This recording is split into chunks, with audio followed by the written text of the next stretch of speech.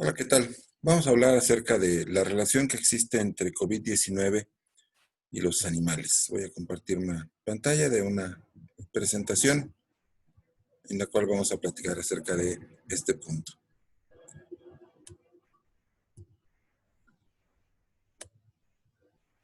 Se llama así COVID-19 y los animales. Bueno, mi nombre es Jorge Francisco Monroy López, soy profesor de tiempo completo de la Facultad de Medicina Veterinaria y Zootecnia de la UNAM. Bueno, tenemos que irnos mucho tiempo atrás, pero no quise irme demasiado tiempo atrás.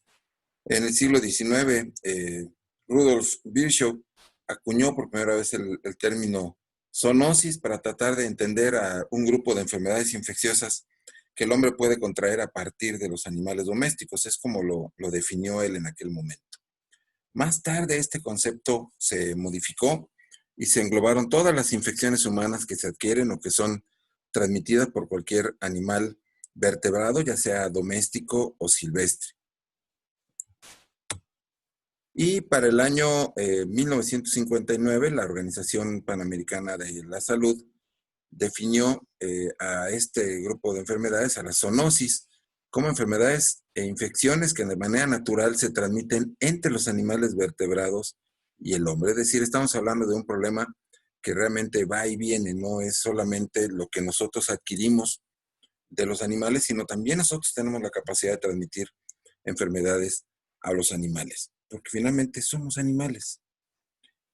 A la zoonosis se les clasifica de muchas formas, no voy a entrar en ese tipo de detalles, pero a nosotros nos interesan particularmente las zoonosis llamadas emergentes y a otras llamadas reemergentes. Entonces, bueno, ya partimos de la definición de la OMS de 1959, en donde se dice que son enfermedades que se transmiten de forma natural entre animales vertebrados y nosotros. Y a partir de esto, entonces, definimos a este grupo de enfermedades, algunas que son emergentes y reemergentes, de acuerdo a lo que define la OMS en 1992, como enfermedades zoonóticas causadas por agentes total o parcialmente nuevos, o por microorganismos que ya eran conocidos, pero que aparecen en lugares o especies animales donde la enfermedad no se conocía. A esto le llamamos a las enfermedades reemergentes. ¿Cuál es el riesgo que se tiene de que las enfermedades emergentes sean zoonóticas? Bueno, de acuerdo a esta publicación del año 2000, partiendo de este grupo de organismos infecciosos clasificados como virus, bacterias, hongos, helmintos y protozoarios, aquí vemos qué porcentaje de ellos corresponde a patógenos humanos, de los patógenos que estaban identificados hasta ese año, 1709 patógenos. De ellos, 832 eran zoonosis, pero dentro del grupo de los patógenos emergentes, 156 nuevos patógenos, digamos, tenemos un porcentaje muy importante, aquí abajo lo dice, el 49% de esos patógenos son zoonóticos, el 49% de todos los patógenos humanos. Y el 9% son emergentes, de los patógenos emergentes también son zoonóticos, ¿sí? 73% de todos los patógenos emergentes son zoonóticos. Es decir, hay un riesgo general 3 veces mayor de que se asocien enfermedades zoonóticas como emergentes que patógenos no emergentes.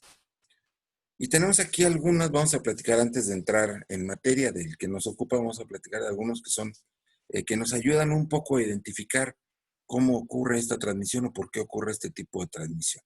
Aquí hay algunos de los agentes etiológicos bacterianos de nueva zoonosis que se identificaron desde el año de 1976.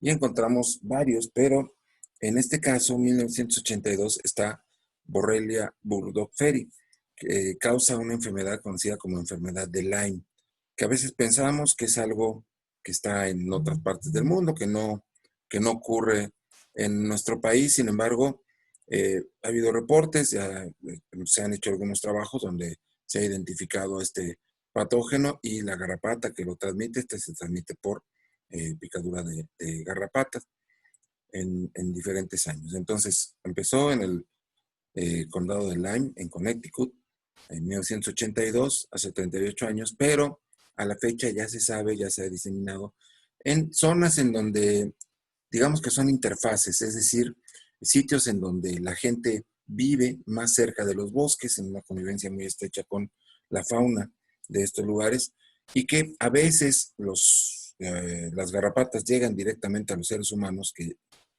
van a esas zonas, o bien eh, el perro puede jugar un papel también aquí interesante porque él puede llegar a enfermar de este patógeno. Tenemos algunas otras enfermedades que son también muy interesantes, como Bartonella henselae, que es la causante de la enfermedad del rasguño del gato o arañazo del gato, y algunas otras. Otro grupo, estoy tomando nada más algunas así como significativas, de los agentes etiológicos virales agrupados dentro de las nuevas zoonosis a partir del año de 1990, en este caso.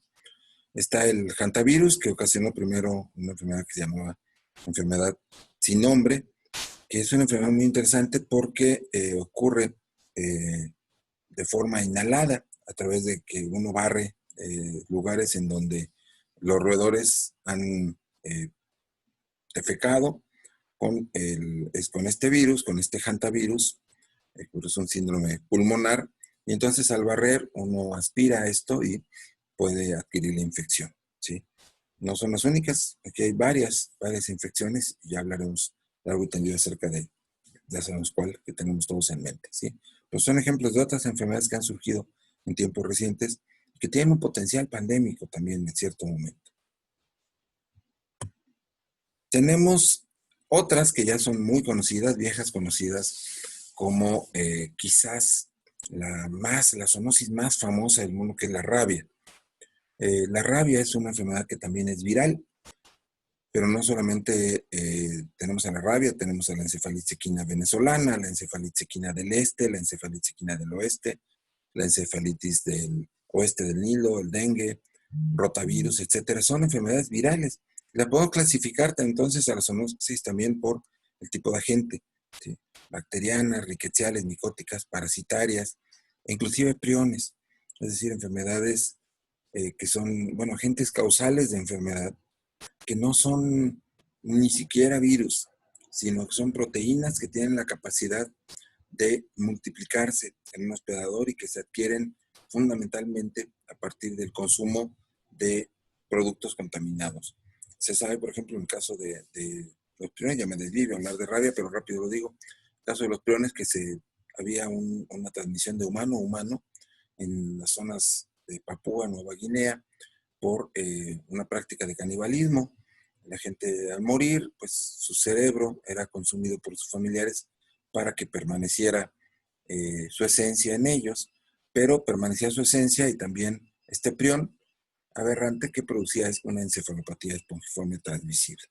Pues produjo otro prión ya en los años 80, uno llamado de la enfermedad de las vacas locas. Y aquí, bueno, la gran pregunta, ¿las ratas transmiten la rabia? No, se enferman. Prácticamente todos los animales de sangre caliente, mamíferos y aves, pueden enfermar de rabia, tienen la capacidad de enfermarse, pero no todos pueden transmitirla. Los que la transmiten son los carnívoros, que eliminan el virus por glándulas salivales, y entonces se cierra el ciclo, porque en el momento en que su eh, comportamiento se altera y que se vuelven agresivos, podemos imaginarnos que siente un perro rabioso cuando leemos los signos, hiperestesia, hiperacusia, eh, fotofobia, es decir, están describiendo una cruda, imagínense una cruda, pero que no se quite y que cada vez se pone peor, ¿sí? Que no hay manera de tomar un analgésico, no hay nada que lo quite. ¿Y cómo no van a estar furiosos? Además, no pueden beber agua porque empieza una parálisis de los músculos de la deglución y entonces empiezan a babear, a jadear, porque tienen mucha sed, tratan de beber agua pero no pueden. No es que le tengan miedo al agua, sino que en realidad no pueden beber agua. Digo, por lo de la hidrofobia, no es que sea en sí hidrofobia. Pero son síntomas muy característicos de estos fenómenos, los vemos en los perros y se pueden transmitir al ser humano. Es una de las zoonosis más importantes. Todavía hasta 50,000 casos al año llega a haber de esta enfermedad.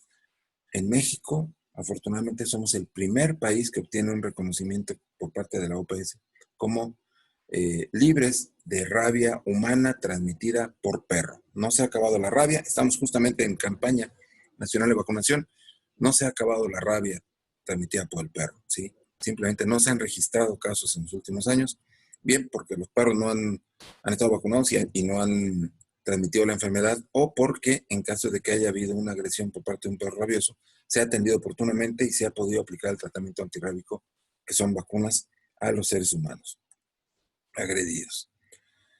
Hay otra forma de clasificar la zoonosis, que es a través del hospedador o huésped transmisor dominante.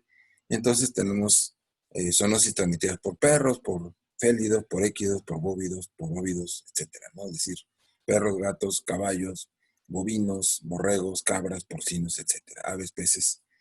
Y aquí un ejemplo, otro mito, la toxoplasmosis. Siempre se ha dicho, se tiene mucho temor de que el gato transmite toxoplasmosis. Bueno, realmente el gato en sí no es que transmita toxoplasmosis, en sí se puede adquirir a partir del consumo de carne infectada, como lo vemos aquí, y el gato puede llegar a contaminar al ser humano, pero es más probable que sea por contaminación de otros alimentos que por un manejo directo del gato. Entonces, mucha gente no tiene gato por miedo a la toxoplasmosis, porque puede llegar a producir aborto en el primer tercio de gestación o malformaciones eh, en el momento del nacimiento, malformaciones en el producto, pero el riesgo realmente en ese momento es mínimo. ¿Por qué? Porque el animal solamente elimina los ocistos en una etapa muy corta de su vida. Entonces, realmente la posibilidad más grande es que se adquiera a partir del consumo de otros alimentos contaminados. Entonces, si mi embarazo me tengo que deshacer el gato, esto me lo han preguntado varias colegas, no. Realmente, quien ha tenido gatos toda la vida muy probablemente ya está hasta inmunizado contra esta enfermedad. Y si nosotros seguimos una serie de reglas básicas como no dejar que los gatos salgan a la calle, que vivan en casa, darles alimento comercial, no carne cruda, ni permitir que cacen, si los damos de comer, ellos no se van a volver cazadores, tal vez atrapen animales, pero no se los van a comer, porque no va a ser por hambre, sino por diversión. Y limpiarles frecuentemente del arenero, mantenerles el arenero limpio para que no se desarrollen los quistes y que por lo tanto también el riesgo de infección sea mínimo. Usar guantes para la limpieza de los areneros y tener condiciones mínimas de higiene, lavarse las manos después de hacer esto. En fin, otra zoonosis que es transmitida, o bueno, otra forma de clasificar, perdón, a la zoonosis es como aquellas que son transmitidas por los alimentos. Y entonces, tal vez no lo vean aquí, pero dice, ¿comer carne de cerdo da cisticercosis? Que es una de las preguntas que siempre nos hacemos y culpamos a los pobres cerdos de esto, ¿no? Realmente, nosotros si comemos carne con cisticerco no nos da cisticercosis, desarrollamos teniasis. Si nosotros vemos el ciclo, el ser humano es el hospedador definitivo, en donde se desarrolla el adulto, que es la tenia solium, en el caso de cerdos, si es de bovino, es tenia saginata, en realidad es de humano. Y aquí los proglótidos pueden ir a dar al cerdo, en este caso, y el cerdo es el que desarrolla el cisticerco. Si nosotros no tenemos buenos hábitos higiénicos y nos alimentamos con nuestras propias heces, porque no nos lavamos las manos, o el manipulador de los alimentos que nos sirve, el taquero, el mesero, el chef, uno mismo en casa, no nos lavamos las manos y tenemos una solitaria, podemos contaminar nuestros alimentos y nosotros adquirimos cisticercosis, ¿sí? Es una cuestión muy importante. O a través de verduras, de hortalizas, de fresas, regadas con aguas negras, ahí podemos contaminar y se cierra este ciclo. Entonces, bueno, aquí tenemos algunos de estos ejemplos, ¿sí? Algunas respuestas a brotes que ha ocurrido, que ha llevado a cabo la Organización Mundial de la Salud, de enfermedades de estas emergentes y reemergentes. Bueno, por aquí vemos algunas viejas conocidas: fiebre hemorrágica del dengue, cólera, fiebre amarilla, encefalitis equina venezolana, E. coli no 0257, la borreliosis causada por Lyme, que ya mencionamos, encefalopatía pongiobovina, enfermedad de las vacas locas, virus del oeste del Nilo, y aquí empezamos ya a acercarnos hacia donde vamos, el SARS, el síndrome agudo respiratorio severo. Si recordamos, el virus que causa COVID-19 es el SARS-CoV-2. ¿Por qué? Porque que ocurrió antes de 2003, era, o en esos años, aquí lo vemos también de este lado, Era un síndrome agudo respiratorio severo causado por un coronavirus, muy parecido al actual. Por eso el actual se llama SARS-CoV-2, porque aquel era SARS-CoV, o sea, un síndrome agudo respiratorio severo causado por un coronavirus, ¿sí? Y este es el segundo, muy parecido, de un origen similar, ¿sí? También por allí hubo, pero aquí todavía no aparecía, MERS, que era el síndrome respiratorio del Medio Oriente. Bueno, ¿por qué están pasando enfermedades emergentes? ¿Por qué en esta época nos estamos volviendo también tan propensos a que haya aparición de agentes nuevos o agentes que ya estaban, pero que están surgiendo en diferentes partes? Bueno, tenemos que entender que los tiempos cambian y que si bien en el año de 1850 nos tardábamos prácticamente un año en darle la vuelta al mundo, ¿sí? Por eso Julio Verne escribió La Vuelta al Mundo en 80 días, porque era una proeza. Alguien decía, es imposible, es absurdo. Bueno, si eres un escritor inglés, puedes llegar a esa proeza, y de hecho, tiempo después hubo gente que lo logró, ¿sí?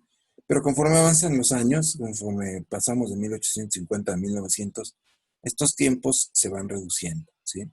Y a la vez se incrementa la población. Vemos que eran menos de 1.000 millones de habitantes en 1850. Para 1900 ya casi eran 1.000 millones, 2.000 para 1950.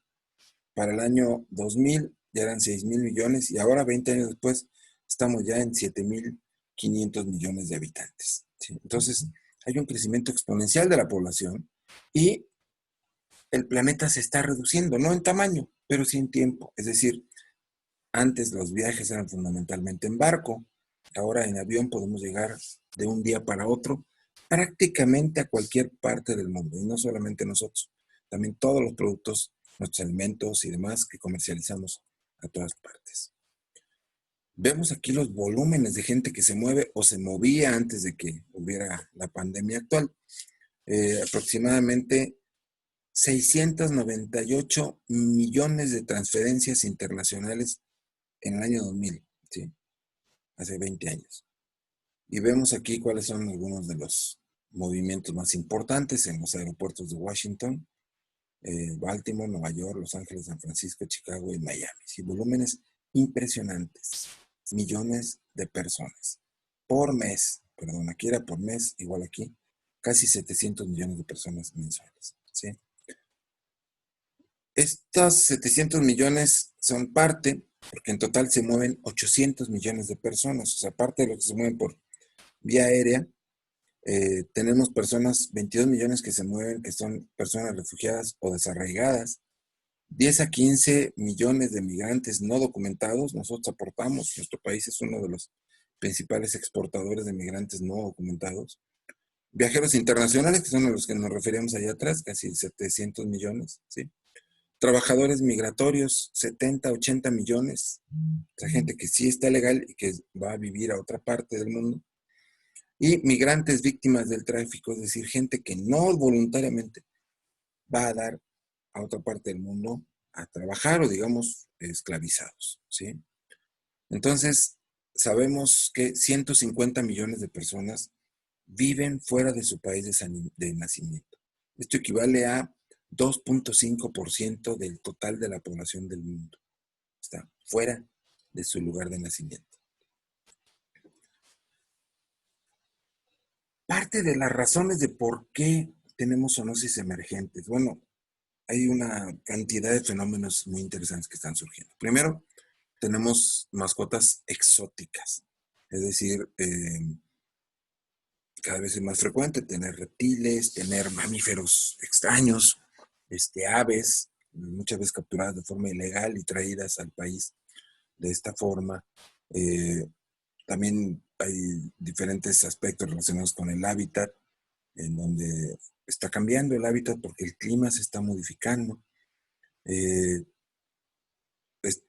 Se sabe, por ejemplo, de algunas aves que se han enfermado de encefalitis equina porque se les ha movido a diferentes hábitats en donde hay enfermedades nuevas, ¿sí? Por ejemplo, en el caso de los mapaches y la rabia, ellos están enfermando de rabia. Son animales que al estar en contacto con perros de caza, pueden tener esta interfaz y entonces pueden transmitirse mutuamente esta enfermedad, ¿sí? Y en el caso de las mascotas exóticas, por ejemplo, salmonelosis e iguanas, murciélagos egipcios y rabia, son algunos de los problemas que se pueden llegar a transmitir.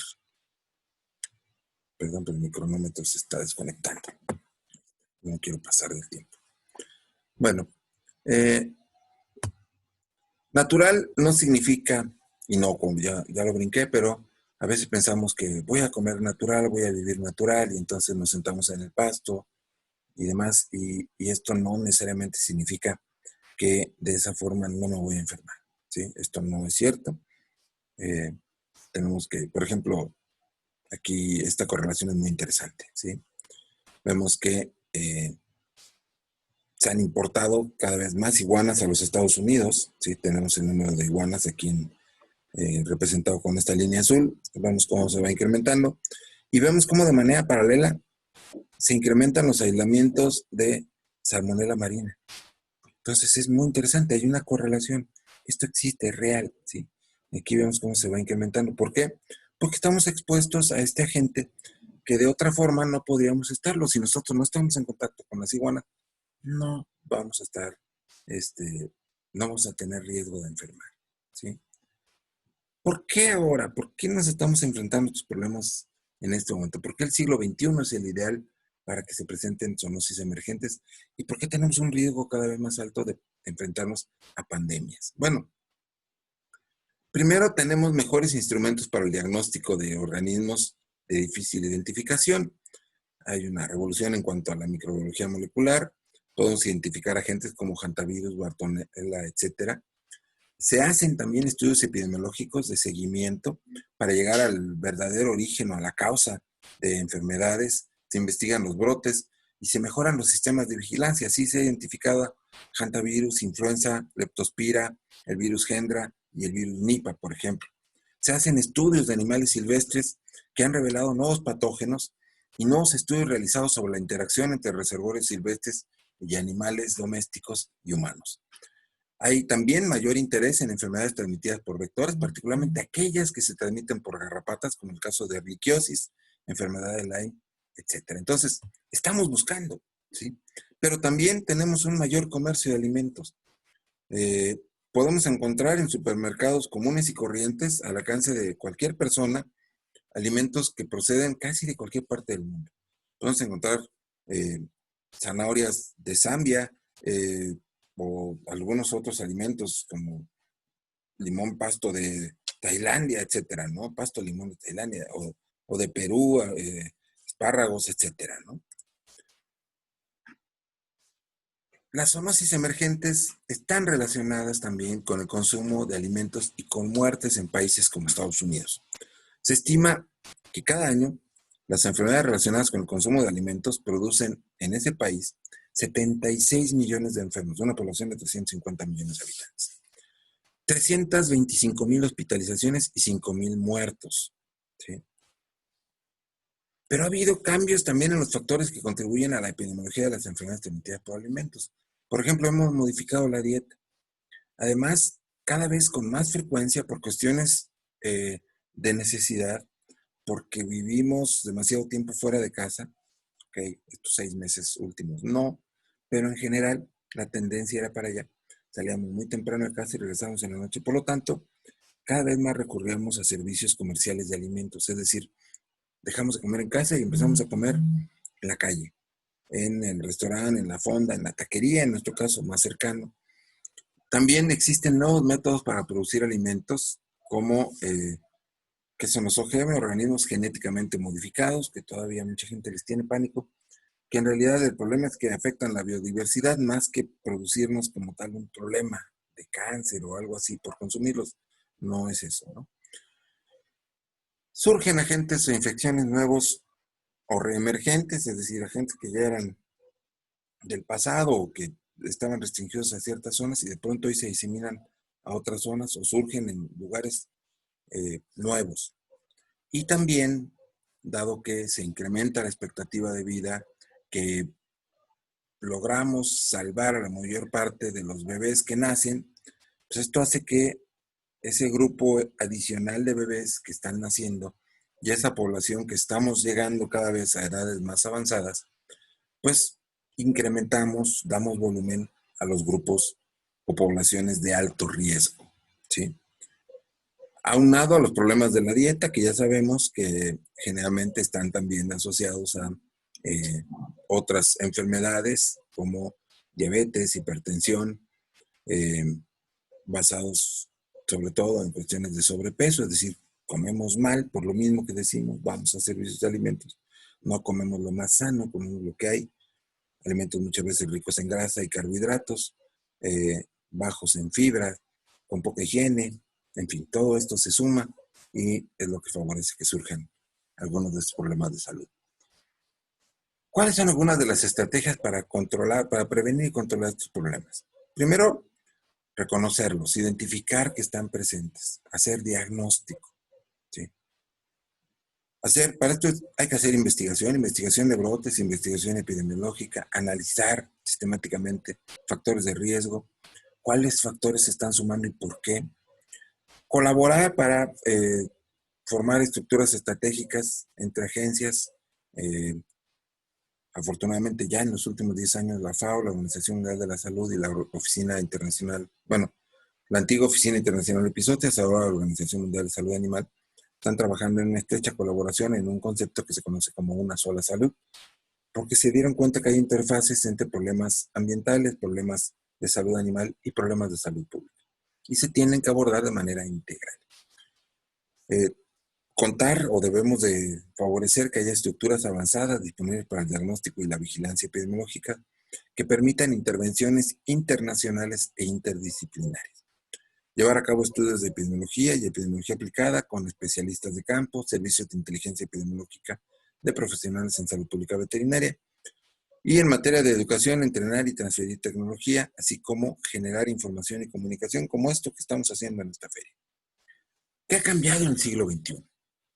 Bueno, antes las zoonosis tradicionales, brucelosis, rabia, tuberculosis, leptospirosis, cisticercosis, eran causadas fundamentalmente por el contacto que tenemos con especies con las que hemos convivido, en el caso del perro, 50,000 años, en el caso de los bovinos, 20,000 años, igual los borregos. Entonces, con especies con las que hemos convivido miles de años y nos enfermamos de lo mismo. Compartimos agentes que son intercambiables, ¿sí? Pero sobre todo eran enfermedades ocupacionales, es decir, para los que eran pastores, para los veterinarios, para la gente que estábamos en contacto con esos animales domésticos, éramos los que teníamos riesgo de enfermar, ¿sí? Después se incluyó ya a un conjunto más amplio de vertebrados, todas las especies. ¿Por qué? Porque tenemos contacto con diferentes especies animales, como lo hemos visto, por el comercio internacional de animales, por diferentes factores. Ahora, bajo el concepto de una sola salud, las zoonosis forman parte de esa una sola salud, junto con sanidad ambiental, inocuidad de los alimentos y salud pública, por supuesto.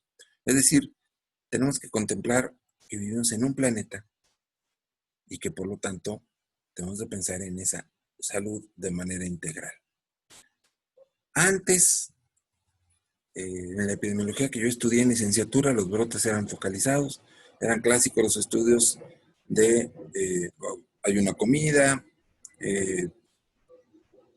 una celebración de, no sé, un bautizo, 15 años, una boda, se prepara una cacerola de mole de este tamaño o de arroz y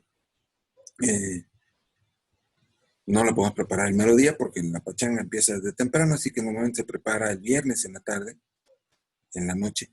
No cabe en un refrigerador, entonces la tenemos que dejar encima de la mesa de la cocina, tapada con un mantel de cuadritos, en el mejor de los casos, ¿no? Bueno, en el mejor de los casos, papel metálico, el nombre que ustedes ya conocen de esa marca, ¿sí?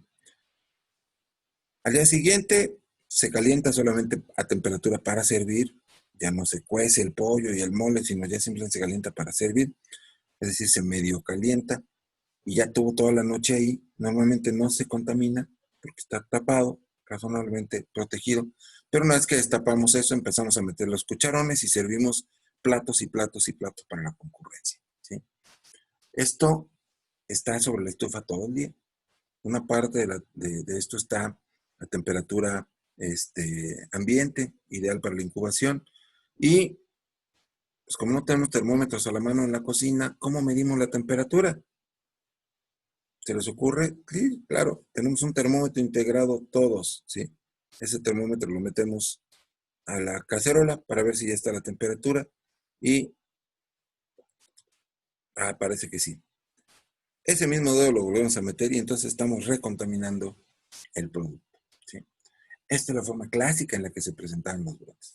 Sobre todo en el recalentado, que ese producto había estado incubado 24 o 48 horas, y entonces ya teníamos algunos contaminantes que habían podido desarrollar toxinas. Y entonces a esa comida que habían asistido 80 o 100 o 120 personas, por ahí había 30 o 40 enfermos, de los cuales podíamos empezar a calcular tasas de ataque, identificar cuáles eran los alimentos involucrados. Todas las personas involucradas habían asistido al evento. La difusión de las enfermedades era lenta, podíamos calcular, insisto, variables epidemiológicas como tasas de ataque, riesgo atribuible, riesgo relativo, razón de productos cruzados, e identificar este alimento es el principal causante, ¿sí? Esto era antes. Ahora no. Ahora, si comemos en la calle y si todos compartimos alimentos o si no sabemos ni siquiera cuál es el origen de estos, los brotes son dispersos. No recuerdo ni dónde comí, ni a qué horas, ni qué, ¿sí? Pueden ocurrir en momentos distintos porque a lo mejor el alimento fue preparado y empacado y se vende en un congelador, que lo mismo está a la venta aquí en mi ciudad que en otras partes del país o en otras partes del mundo. Entonces, cada quien se va a ir enfermando en el momento en que lo caliente y lo consuma, si viene contaminado de origen, ¿sí? Entonces, los brotes son dispersos, difusos.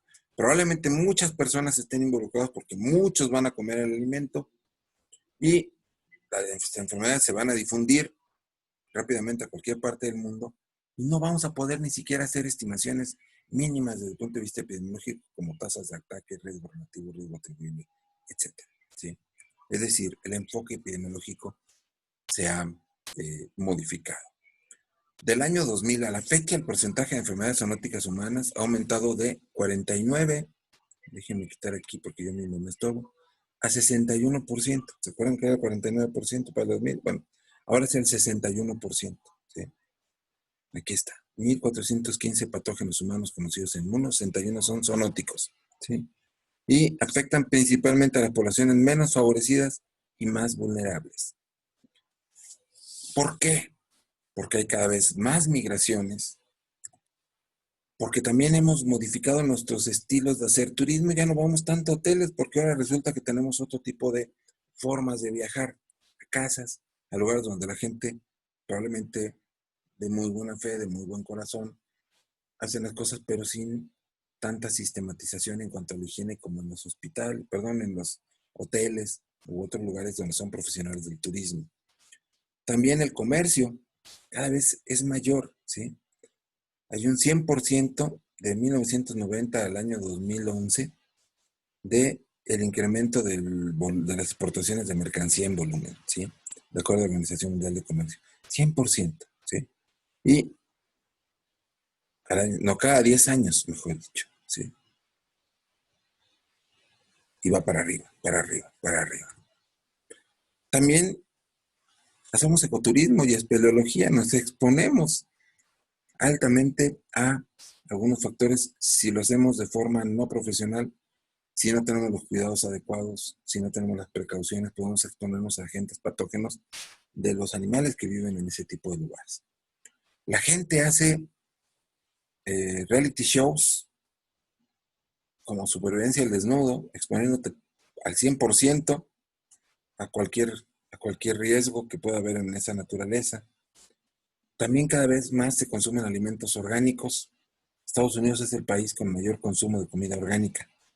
Orgánico no necesariamente es sano, ¿sí? ¿Por qué? Bueno, porque muchas veces no se usan pesticidas, no se usan antibióticos, no se usan medicamentos, lo cual, muy bien, pero entonces algunos agentes de enfermedad pueden estar presentes en los alimentos. Y si esos alimentos orgánicos no los tratamos adecuadamente y no los comemos tal cual, probablemente tenemos un riesgo más alto de enfermar. Entonces, no digo que estén malos orgánicos, está bien, pero hay que considerar que implican también un riesgo a la salud y que deben de ser tratados como todos los demás alimentos, bien cocidos, pasteurizados, etcétera, ¿sí? Nuevas mascotas. ¿Por qué tenemos nuevas mascotas? Bueno, los cerdos solo son mascotas, ¿sí? Aves exóticas, se han dicho, peces también que de pronto traemos, equidnas. Miren aquí un cerdito vietnamita, ¿no? Entonces, hurones, en fin. Estos son nuevos retos hasta para los veterinarios. ¿Contra qué se vacunan estas especies animales? ¿Le podemos poner el mismo cuadro que le ponemos a un perro o a un gato? ¿Son diferentes o no? ¿Sí? Y comercio ilegal. Nosotros nos podemos meter a páginas de comercio en línea y podemos encontrar esto, ¿no? Pitón, bola, hembra con papeles, camaleón velo. En fin, cosas que no necesariamente han sido revisadas y que tienen un permiso de autorización de Profepa, etcétera, ¿sí? Bueno, y aquí el enfoque hacia donde tenemos que ir. Por ejemplo, en enfermedades como la fiebre del Valle del Rift es un ejemplo que se usa mucho. Se sabe que en cierto clima y con cierta vegetación ocurre amplificación del virus que produce la fiebre del Valle del Rift en especies animales y produce brotes en ellos. Y tiempo después, un poco tiempo después de eso, se presentan los brotes en los animales. Si sabemos esto, podemos vigilar el proceso de enfermedad en estos animales antes de que ocurra en los seres humanos, ¿sí? Entonces podemos aplicar vacunaciones, podemos aplicar mediciones ambientales, hacemos detección temprana y en lugar de que se presenten estos picos en los brotes de los seres humanos, sí se presentan los brotes, pero mucho menor y hay un control oportuno, ¿sí? Esto es parte de la UNASALUD que decíamos y aquí estuvimos a los 3 organismos internacionales, FAO, OIE y Organización Mundial de la Salud, que están trabajando de manera integral para prevenir las enfermedades. ¿Qué sigue? Bueno, a lo que nos estamos enfrentando, ¿no? No tuvimos esto, pero sí tenemos esto. El SARS-CoV-2, que es un virus del cual no voy a entrar en detalle, simplemente sabemos que es un beta coronavirus que es semejante a los de los murciélagos, que genéticamente es diferente a sus dos primos más cercanos, el SARS-CoV, del que ya hablamos, y el MERS-CoV, que también es otro, que habíamos dicho que produce un síndrome respiratorio en el Medio Oriente, que en el primer caso el SARS-CoV estaba asociado aparentemente a murciélagos y en este otro aparentemente a camellos, ¿sí? Pero son fundamentalmente el mismo tipo de virus que tienen esta estructura. El SARS-CoV-2 son 4 genes para proteínas estructurales características de los coronavirus. Ahí están, no voy a entrar en ese tipo de detalles. Todo esto es información que está disponible en páginas como la OMS o la propia Secretaría de Salud que tiene coronavirus.gov.mx. Donde pueden encontrar todo esto, ¿sí? Así entra, se replica y sale, ¿sí? Esto es un fenómeno que ocurre muy rápido. De hecho, es un fenómeno que ocurre, a pesar de que empezó al principio siendo un problema de animales, sabemos que ha habido hospedadores intermediarios de los murciélagos, aparentemente, que es donde se tiene una relación genómica de más del 90%, pero no tiene todavía un estrecho contacto con el virus SARS-CoV-2, o sea, el que se ha encontrado en murciélagos, tiene un 10% de diferencia. Entonces, debe de haber algún intermediario que todavía no sabe exactamente cuál es, ¿sí?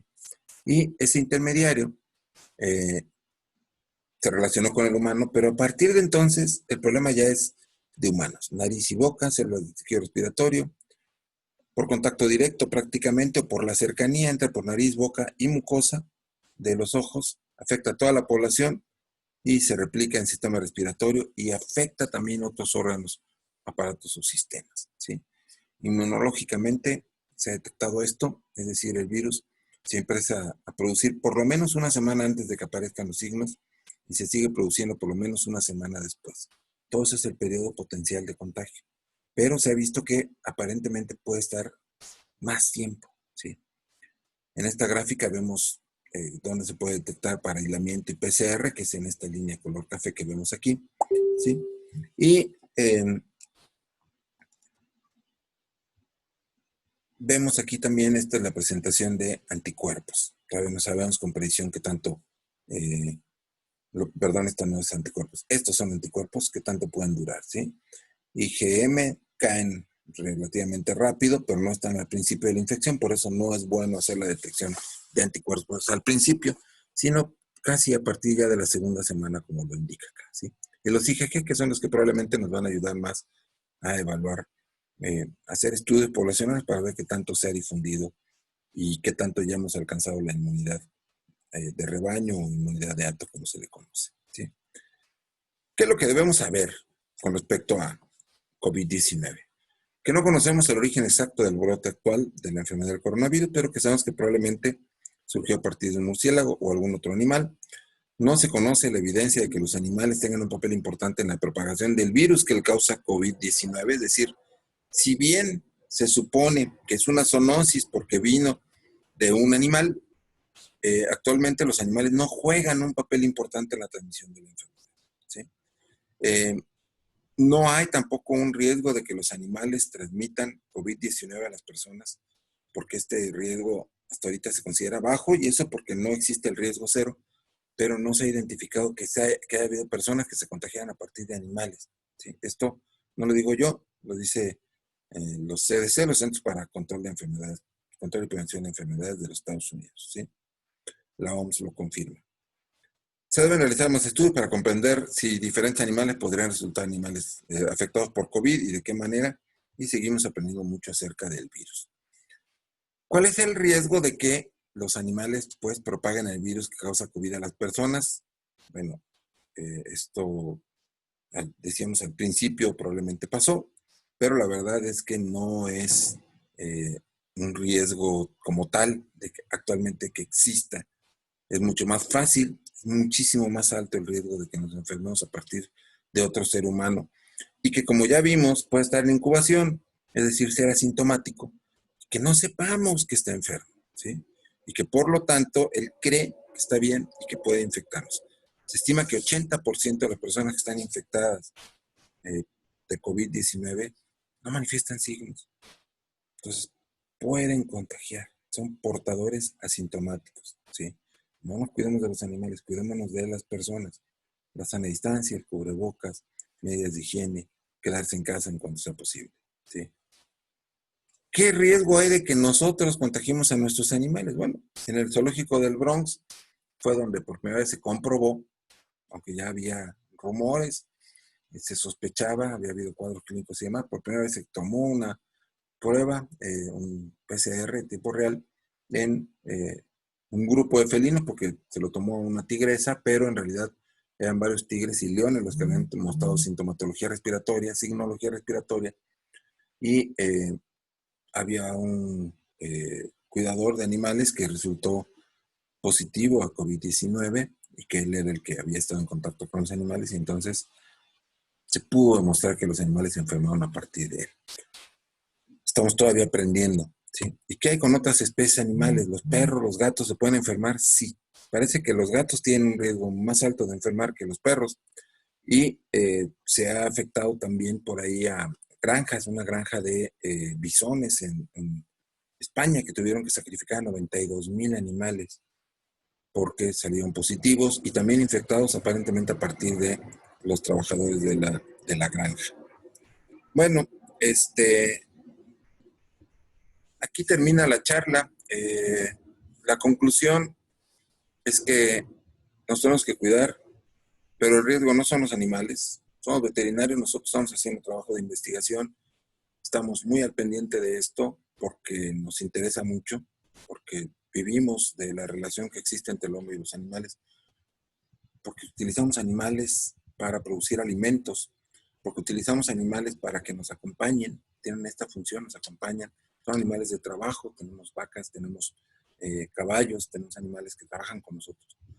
Y están todos los animales del ambiente que cumplen un papel en la naturaleza, desde las abejas que polinizan hasta todos los demás que juegan su papel en la ecología. Entonces, aquí lo importante es que pues sepamos que estamos ante un problema que surgió aparentemente a partir de los animales, pero que es una responsabilidad del ser humano que haya surgido y que el ser humano es el que se tiene que cuidar de transmitirlo a otros humanos y pues cada uno de nosotros nos tenemos que cuidar de no enfermarnos a partir de otros humanos. Entonces, bueno, por mi parte es todo. Muchas gracias. Estos son mis correos para cualquier duda, comentario o pregunta. Como no vamos a interactuar directamente, estamos en una feria, pues les pido que si tienen dudas, comentarios, preguntas, críticas, buenas o malas, me las hagan llegar a mis correos, Monroy, como mi apellido, con una sola R y con Y, 1959, que efectivamente es el año de la cosecha, que lo tengo tanto en Hotmail como en Gmail, y mi correo institucional, que son mis iniciales, J de Jorge, F de Francisco, M de Monroy, L de López, @unam.mx. Muchas gracias por su atención. Fue un placer haber estado en esta feria y gusto en saludarlos. Chao.